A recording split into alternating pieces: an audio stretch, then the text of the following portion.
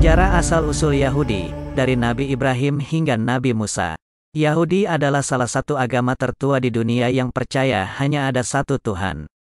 Agama ini berakar dari kisah Nabi Ibrahim, yang dianggap sebagai bapa dari tiga agama samawi, yaitu Yahudi, Kristen, dan Islam. Namun, bagaimana sebenarnya sejarah asal-usul Yahudi? Mari kita simak narasi berikut ini.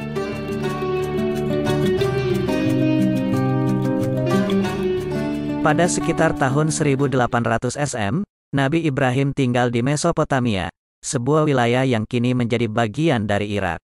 Saat itu, banyak orang yang menyembah berhala dan patung, termasuk Raja Namrud yang sangat zalim. Nabi Ibrahim tidak setuju dengan kepercayaan mereka, dan berusaha mendakwahi mereka agar menyembah Tuhan yang esa.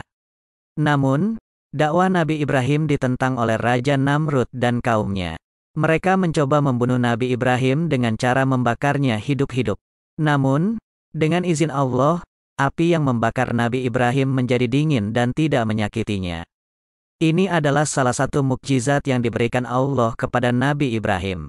Setelah selamat dari api, Nabi Ibrahim hijrah ke negeri Kanaan, yang kini dikenal sebagai Palestina.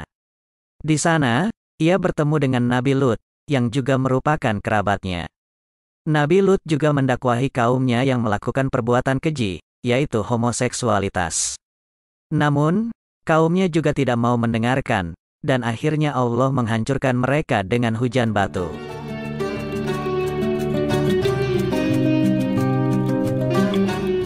Nabi Ibrahim memiliki dua orang putra, yaitu Nabi Ismail dan Nabi Ishak. Nabi Ismail lahir dari Hajar, seorang budak yang diberikan oleh istri Nabi Ibrahim, yaitu Sarah. Nabi Ishak lahir dari Sarah, setelah ia mendapat kabar gembira dari malaikat bahwa ia akan memiliki anak meskipun sudah tua. Nabi Ismail dan Nabi Ishak sama-sama menjadi nabi dan rasul Allah. Nabi Ismail tinggal di Mekah, dan bersama Nabi Ibrahim membangun Ka'bah, rumah Allah yang pertama di bumi. Nabi Ishak tinggal di Kanaan, dan memiliki seorang putra bernama Nabi Yakub. Nabi Yakub juga memiliki gelar kehormatan, yaitu Israel. Nama ini berarti orang yang berjuang bersama Allah.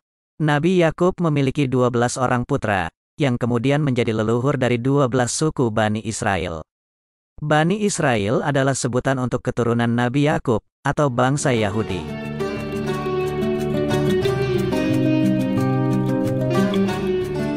Salah satu putra Nabi Yakub yang paling terkenal adalah Nabi Yusuf.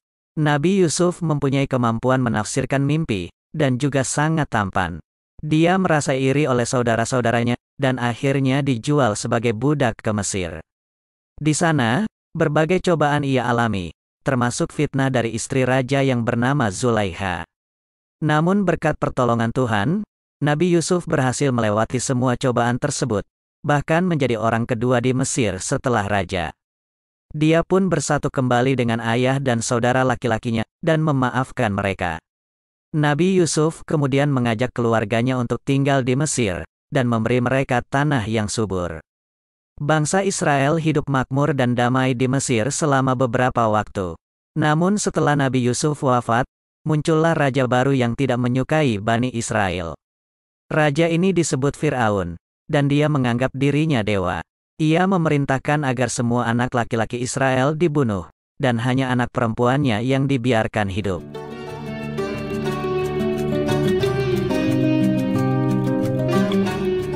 Di tengah kezaliman Fir'aun, Allah mengutus seorang nabi dan rasul untuk menyelamatkan Bani Israel. Nabi tersebut adalah Musa yang lahir dari keluarga Bani Israel.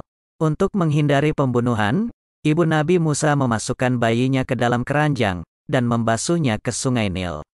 Allah menjaga Nabi Musa, dan membawanya sampai ke istana Fir'aun.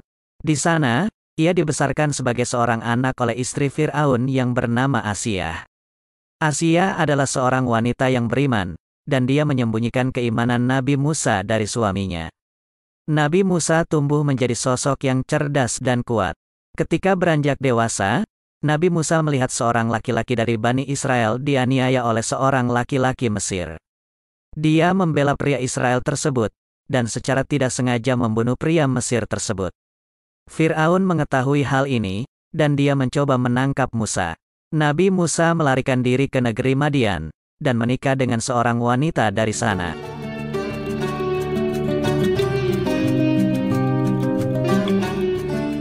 Di Madian, Nabi Musa mendapat wahyu dari Tuhan, dan diperintahkan kembali ke Mesir. Ia juga diberikan beberapa mukjizat, seperti tongkat yang bisa berubah menjadi ular, dan tangan yang bisa bersinar. Ia juga didampingi oleh saudaranya, Nabi Harun, yang juga menjadi nabi dan utusan Allah. Nabi Musa dan Nabi Harun menemui Fir'aun, dan menyampaikan risalah Allah.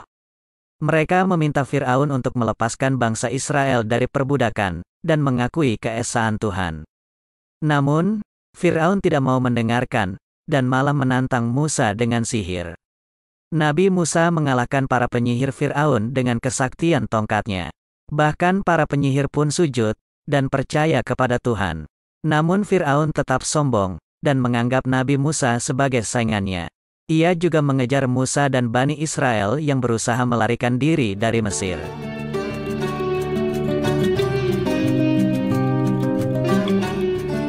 Allah menolong Musa dan Bani Israel dengan membukakan jalan di tengah laut. Mereka berhasil menyeberang, sedangkan Fir'aun dan pasukannya tenggelam.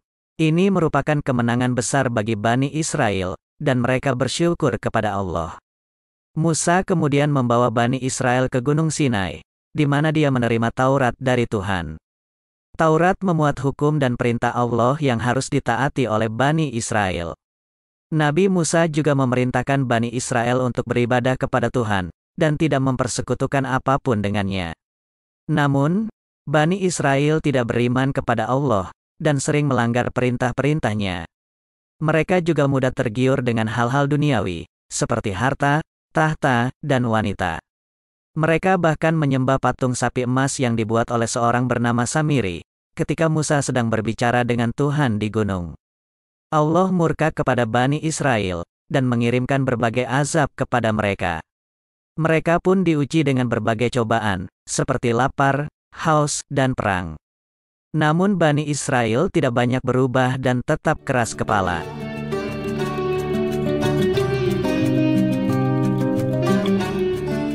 Mereka juga seringkali memberontak terhadap Nabi Musa, dan menolak untuk masuk ke negeri yang dijanjikan oleh Allah, yaitu Palestina.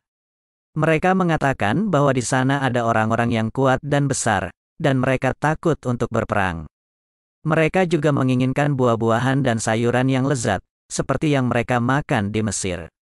Karena sikap Bani Israel yang tidak bersyukur dan tidak taat, Allah menghukum mereka dengan mengembara di padang pasir selama 40 tahun.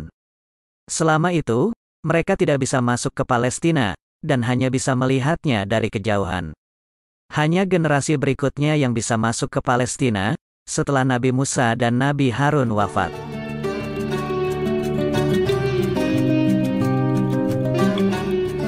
Di Palestina, Bani Israel mendapat berbagai nikmat dan anugerah dari Allah. Mereka juga mendapat pertolongan dari para nabi dan rasul yang diutus Allah, seperti Nabi Yusya, Nabi Daud, Nabi Sulaiman, Nabi Ilyas, Nabi Ilyasa, Nabi Zakaria, Nabi Yahya, dan Nabi Isa. Namun Bani Israel tidak bisa menjaga amanah dan keyakinan Allah. Mereka kembali menyimpang dari ajaran Taurat, dan melakukan berbagai kejahatan, seperti menyembah berhala, membunuh nabi, berzina, berjudi, dan merampas hak orang lain. Mereka pun membagi diri menjadi beberapa kelompok, dan saling bermusuhan. Allah mengirimkan berbagai musibah dan musibah kepada Bani Israel, seperti kelaparan, wabah penyakit, gempa bumi, banjir, dan penjajahan. Bani Israel juga diusir dari Palestina oleh berbagai bangsa, seperti Babilonia, Persia, Yunani, Romawi, dan lain-lain. Mereka tersebar di berbagai belahan dunia, dan hidup dalam kesengsaraan dan kehinaan. Bangsa Israel juga menolak mengakui Yesus sebagai utusan Tuhan, bahkan berusaha membunuhnya. Namun, Tuhan menyelamatkan Yesus, dan mengangkatnya ke surga. Allah juga mengutus Nabi Muhammad SAW sebagai nabi dan rasul terakhir yang membawa kitab Al-Quran yang lebih sempurna dari kitab-kitab sebelumnya. Nabi Muhammad mengajak Bani Israel untuk kembali kepada Allah, dan mengikuti ajaran Al-Quran. Namun Bani Israel juga menolak dan memusuhi Nabi Muhammad SAW, bahkan bersekutu dengan musuh-musuhnya. Mereka juga mencoba merusak dan memalsukan Al-Quran, seperti yang mereka lakukan terhadap Taurat.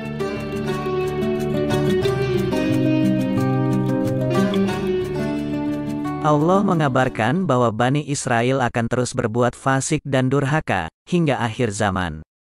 Mereka juga akan terus berkonflik dan berperang dengan umat Islam, yang merupakan pengikut Nabi Muhammad. Mereka juga akan mendirikan negara Israel, yang merupakan negara zalim dan penjajah, di tanah Palestina yang suci. Allah juga mengabarkan bahwa Bani Israel akan mendapatkan azab yang pedih, baik di dunia maupun di akhirat. Mereka juga akan mendapatkan murka dan laknat dari Allah, dan tidak akan mendapatkan rahmat dan ampunannya. Mereka juga akan menjadi orang-orang yang paling celaka dan merugi, karena mereka telah menyia-nyiakan nikmat dan karunia Allah.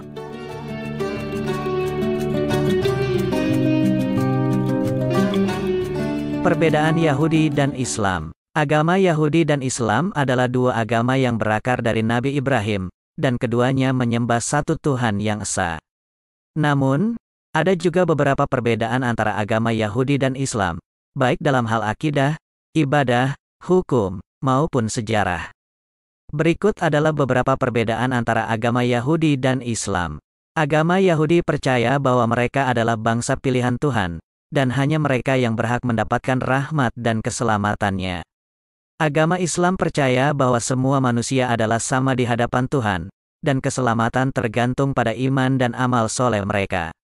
Agama Yahudi mengikuti kitab Taurat, yang mereka anggap sebagai kitab suci yang diturunkan kepada Nabi Musa. Agama Islam mengikuti kitab Al-Quran, yang merupakan kitab suci yang diturunkan kepada Nabi Muhammad, dan merupakan penyempurna dari kitab-kitab sebelumnya. Agama Yahudi tidak mengakui Nabi Isa dan Nabi Muhammad sebagai Rasul Allah, dan bahkan berusaha membunuh Nabi Isa. Agama Islam mengakui semua Nabi dan Rasul yang diutus oleh Allah, termasuk Nabi Isa dan Nabi Muhammad, dan menghormati mereka.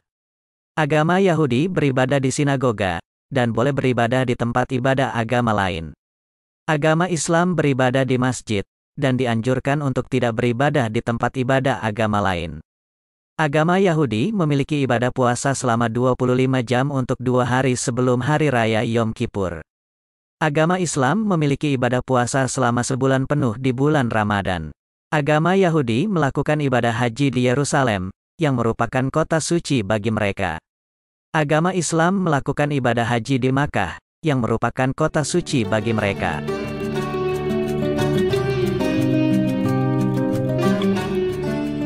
Demikianlah isi narasi yang saya buat tentang sejarah asal-usul Yahudi. Semoga konten ini bermanfaat dan menambah wawasan Anda. Segala kebenaran detail kisah kita kembali kepada Tuhan, pemilik kisah kehidupan.